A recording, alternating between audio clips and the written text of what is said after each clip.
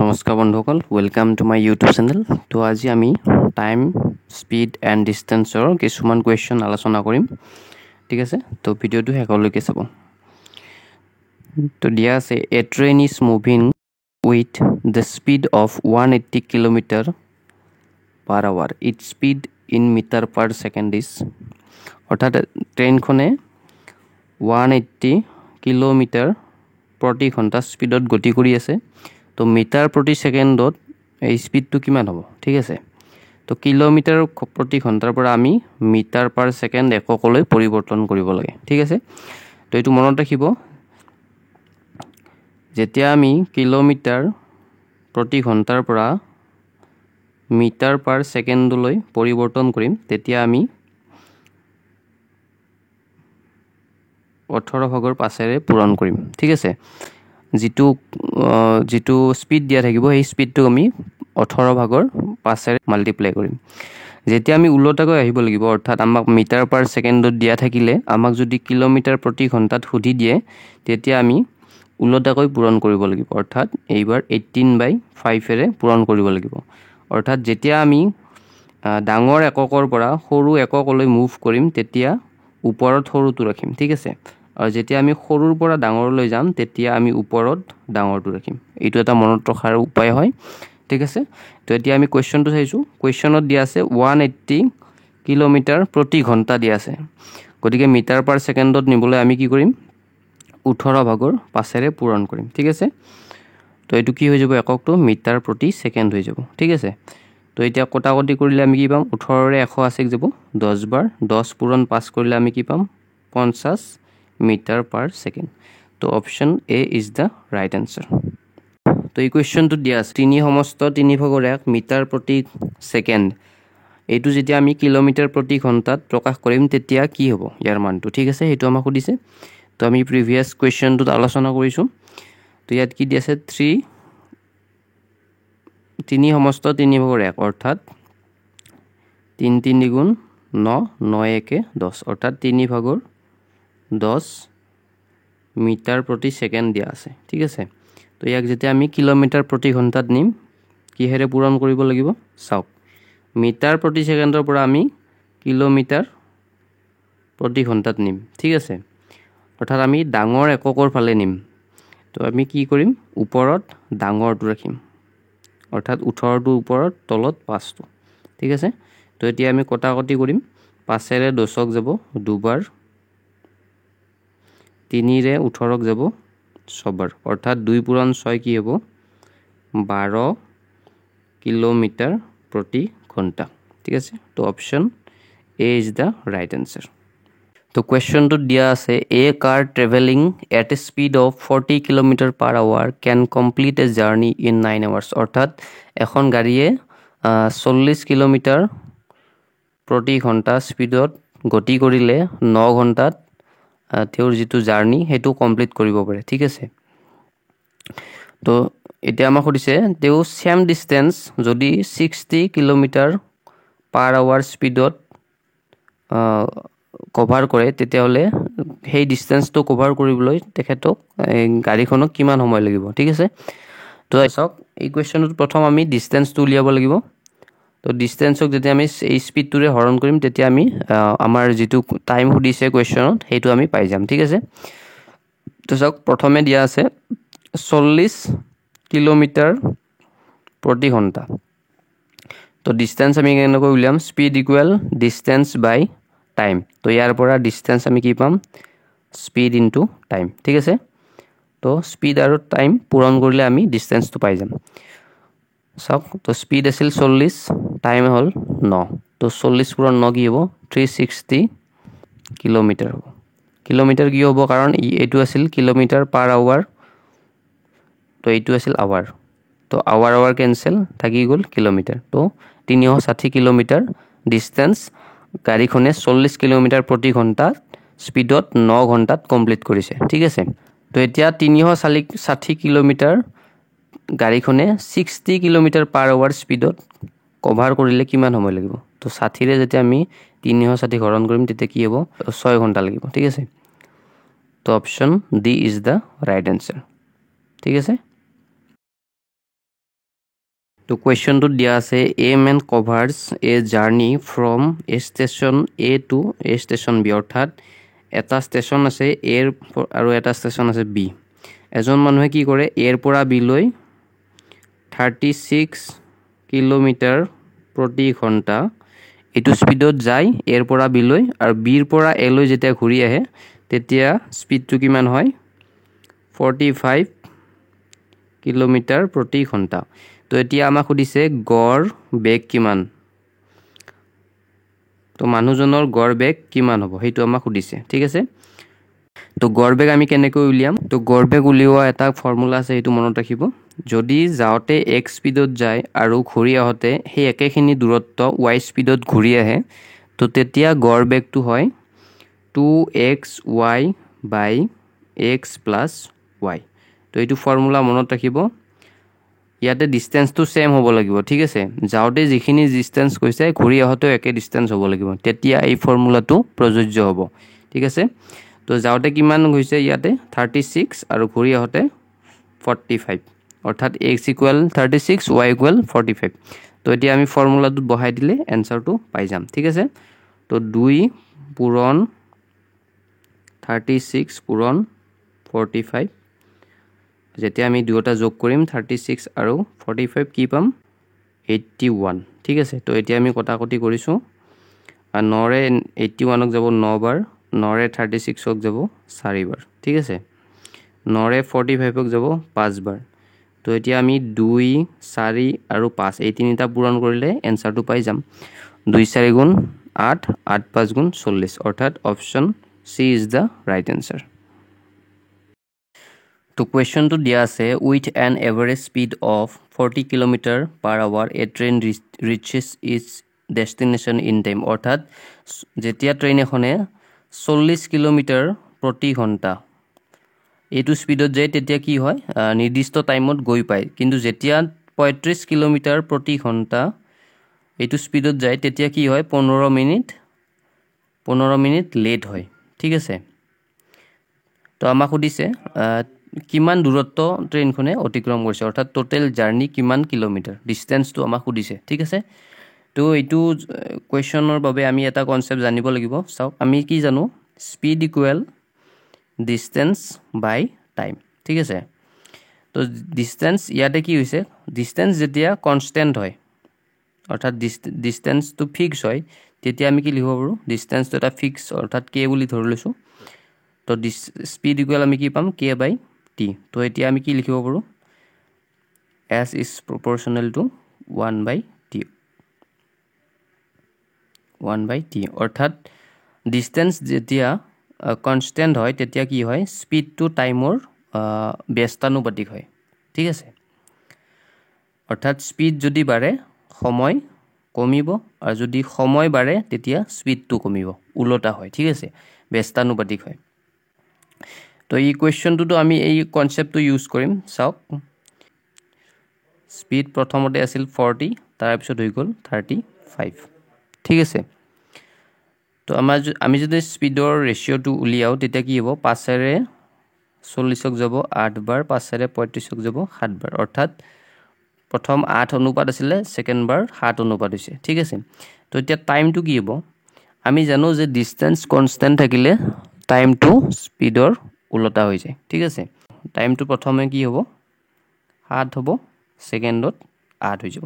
ঠিক আছে, তো আমি ইয়াৰ পৰা কি বুজিব লাগিব, যেতিয়া 8 অনুপাত স্পীডত ট্ৰেইনখন গৈছিলে তেতিয়া 7 অনুপাত সময় লাগিছিলে, কিন্তু যেতিয়া 7 অনুপাত স্পীডত যাব তেতিয়া কি হয় 8 অনুপাত সময় লাগে।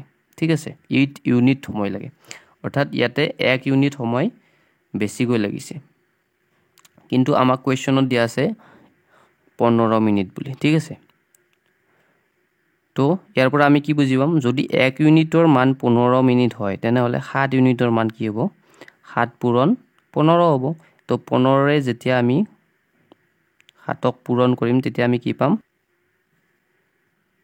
105 মিনিট, অৰ্থাৎ প্ৰথম ট্ৰেইনখনক 105 মিনিট লাগিছিলে, আৰু ছেকেণ্ড বাৰ কিমান লাগিব 105ৰ লগত যেতিয়া আমি 15 মিনিট যোগ কৰিম তেতিয়া কি পাম 120, অৰ্থাৎ যেতিয়া 40 কিলোমিটাৰ প্ৰতি ঘণ্টা স্পীডত গৈছিলে তেতিয়া ট্ৰেইনখনক সময় লাগিছিলে 105 মিনিট যেতিয়া 35 কিলোমিটাৰ প্ৰতি ঘণ্টা স্পীডত যায় তেতিয়া কিমান সময় লাগে 120 মিনিট সময় লাগে ঠিক আছে তো ইয়াৰ পৰা আমি কি পাম ডিসটেন্সটো পাই যাম তো আমি জানো স্পীড ইকুৱেল ডিসটেন্স বাই টাইম তো ইয়াৰ পৰা আমি কি পাম ডিসটেন্স ইকুৱেল টি টু এইফালে গুচি যাব তো স্পীড পূৰণ টাইম হৈ যাব ঠিক আছে তো ইয়াতে স্পীড আছিলে 40 প্ৰথমটোৰ পৰা আমি উলিয়াইছো তো প্ৰথম স্পীড আছিলে 40 টাইম হল 100 তো এইখিনি মই অকমান ভালকৈ লিখিছো তো প্ৰথমবাৰ স্পীড আছিলে 40 টাইম লাগিছিলে 105 মিনিট ইয়াক যেতিয়া আমি ঘণ্টাত প্ৰকাশ কৰিম তেতিয়া 60 ৰে হৰণ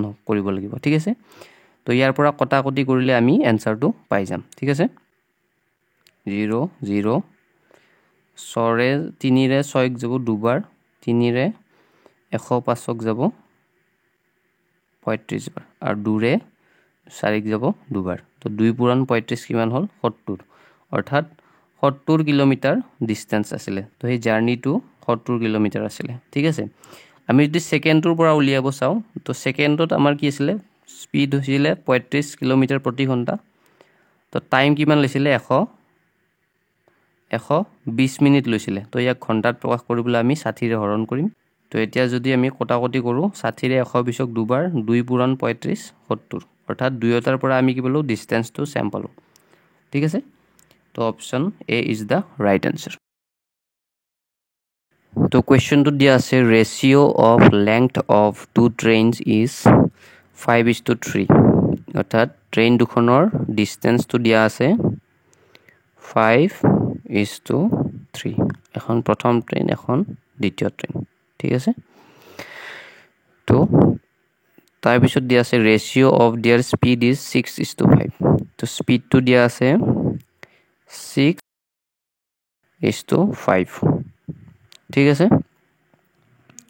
তো এতিয়া আমাক সুধিছে the ratio of time taken by them to cross a pole is অৰ্থাৎ এটা স্তম্ভ পাৰ কৰিবলৈ ট্ৰেইন দুখনক কিমান টাইম লাগিব অৰ্থাৎ টাইমৰ ৰেশিওটো আমাক সুধিছে ইয়াত যেনেকৈ আমাক ডিসটেন্সৰ আৰু স্পীডৰ ৰেশিওটো দিছে ঠিক তেনেকৈ আমাক টাইমৰ ৰেশিওটো সুধিছে ঠিক আছে তো আমি জানো স্পীড ইকুৱেল ডিসটেন্স বাই টাইম তো ইয়াৰ পৰা আমি টাইমটো কি পাম ডিসটেন্স বাই স্পীড হ'ব ঠিক আছে টি টো এইফালে গুচি যাব আৰু এস টো এইফালে আহি যাব তো টাইম ইকুৱেল আমি কি বলো ডিসটেন্স বাই স্পীড অৰ্থাৎ ডিসটেন্সক আমি স্পীডটোৰে হৰণ কৰি দিলে আমি কি পাম টাইমৰ ৰেশিওটো পাই যাম অৰ্থাৎ ডিসটেন্স আছিলে প্ৰথমখনত 5 আৰু স্পীড আছিলে 6 সেকেন্ডখনত ডিসটেন্স আছিলে 3 ইউনিট আৰু স্পীড আছে 5 অৰ্থাৎ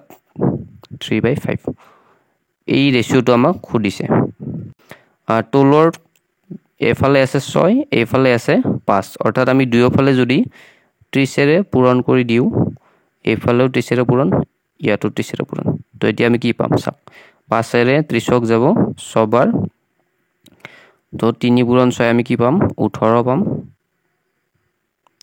তো এইফালে চাওক এইফালে কি আছে 6 ৰে 30ক যাব 5 বাৰ তো 5 পূৰণ 5 কি হ'ব 25 হ'ব তো ট্ৰেইন দুখনৰ যেটো সময়ৰ অনুপাত হেতু কি হ'ব 25 অনুপাত 18 অৰ্থাৎ option B is the right answer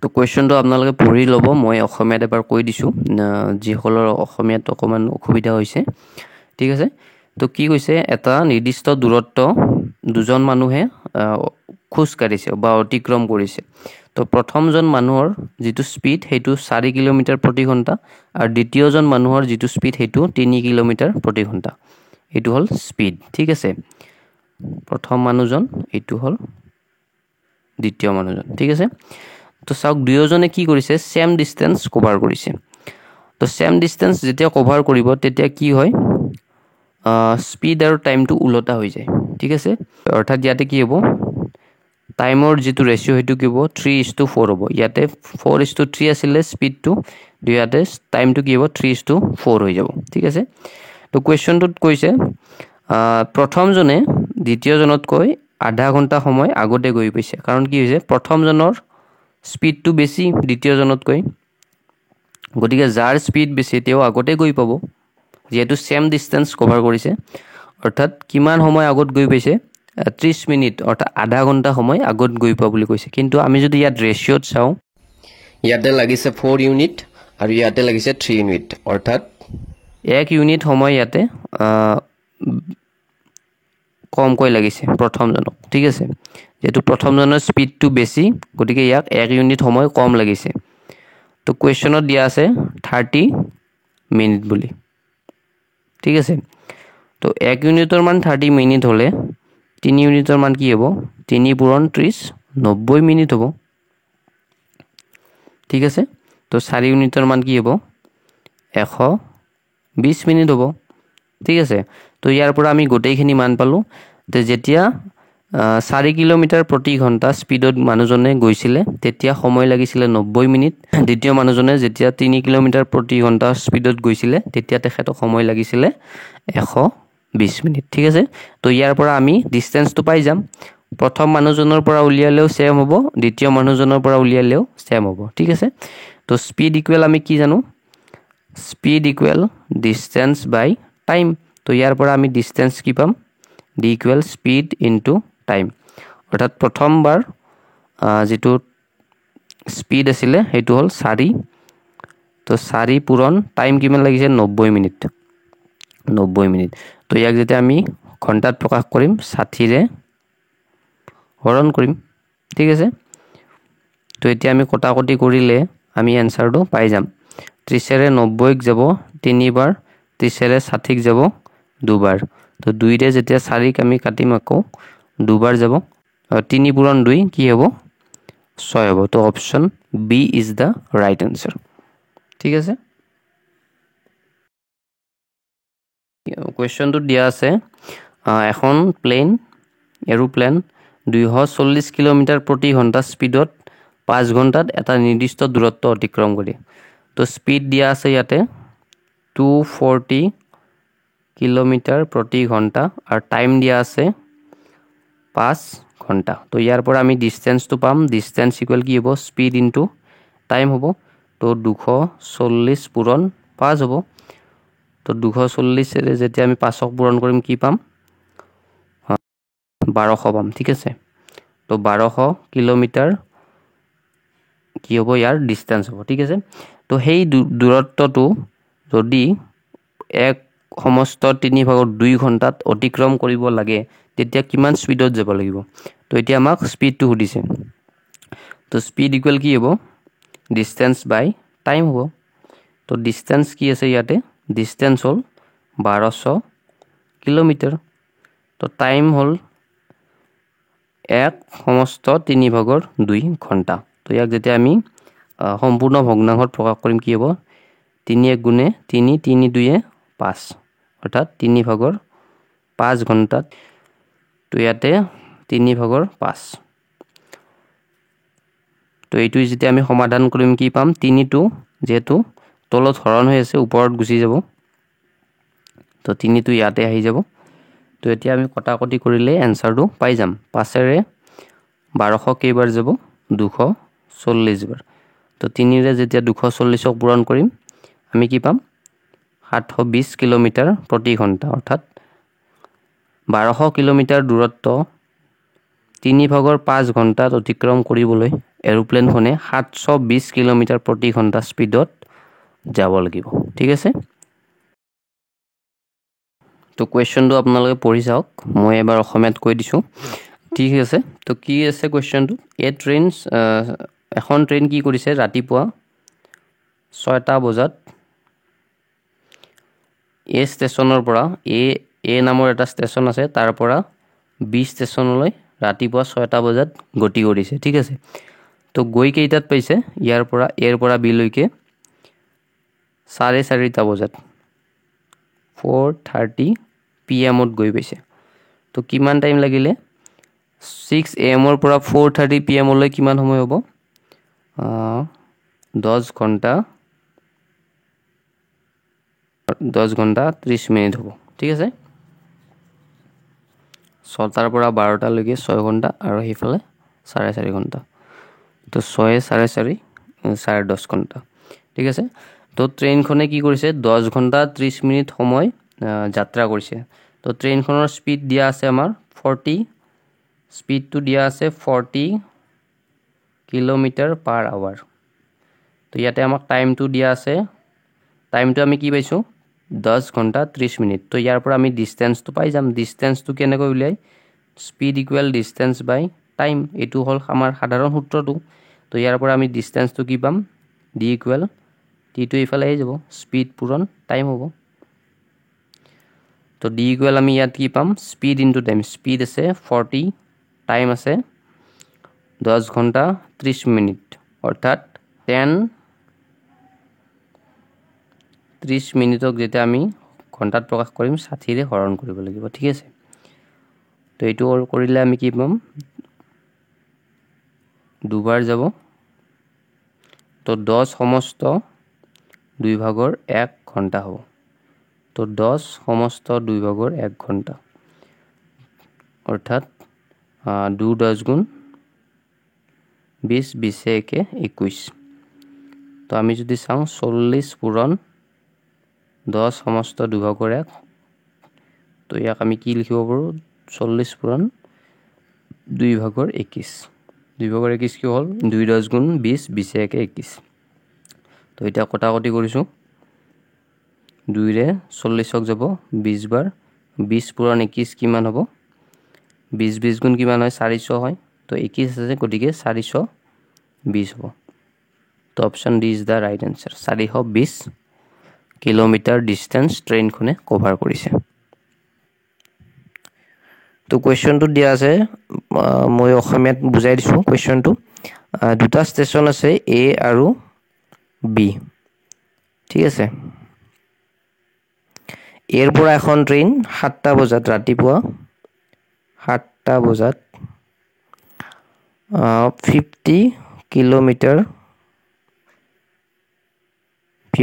kilometre প্ৰতি ঘণ্টা স্পীডত এৰ পৰা বিলৈ যাত্ৰা কৰিছে আৰু দ্বিতীয় এখন ট্ৰেইন বিৰ পৰা এলৈ ৰাতিপুৱা 8টা বজাত যাত্ৰা কৰিছে বিৰ পৰা ট্ৰেইনখনে 8টা বজাত যাত্ৰা কৰিছে আৰু বিৰ পৰা অহা ট্ৰেইনখনৰ স্পীড দিয়া আছে 60 কিলোমিটাৰ পাৰ আৱাৰ ঠিক আছে আৰু দুয়োখন ট্ৰেইন আহি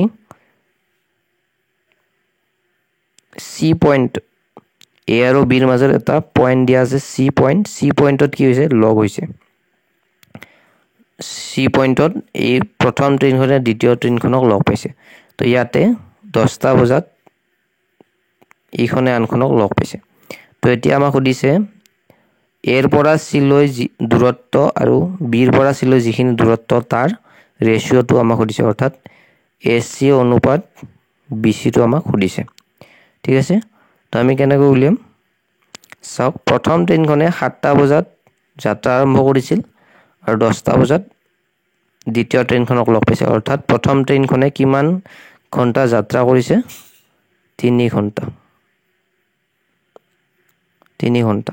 আৰু দ্বিতীয় ট্ৰেইনখনে 8 বজাত যাত্ৰা আৰম্ভ কৰিছিল আৰু 10 বজাত প্ৰথম ট্ৰেইনখনক লগ পাইছে তো দ্বিতীয় ট্ৰেইনখনে 2 ঘণ্টা যাত্ৰা কৰিছে ঠিক আছে তো ইয়াৰ পৰা আমি ডিসটেন্সটো কেনেকৈ উলিয়াম সক প্ৰথমখনে 50 কিলোমিটাৰ পাৰ আৱাৰ স্পীডত 3 ঘণ্টা যাত্ৰা কৰিছে অৰ্থাৎ প্ৰথমখনৰ দূৰত্ব কিমান হ'ব স্পীড ইনটু টাইম তো 3 পূৰণ 50 দ্বিতীয়খনৰ ডিসটেন্সটো কি হ'ব স্পীড ইনটু টাইম হ'ব 60 পূৰণ 2 ঠিক আছে তো এই দুয়োটাৰ আমাক ৰেশিও দিছে তো 3 পূৰণ 50 কি হ'ব 150 আৰু 60 পূৰণ 2 120 যেতিয়া আমি 30 ৰে কটাকটি কৰিম এটো হ'ব 4 এটো হ'ব 5 অৰ্থাৎ এসি আৰু বিসিৰ ডিসটেন্সৰ ৰেশিওটো হৈছে 5:4 তো option A is the right answer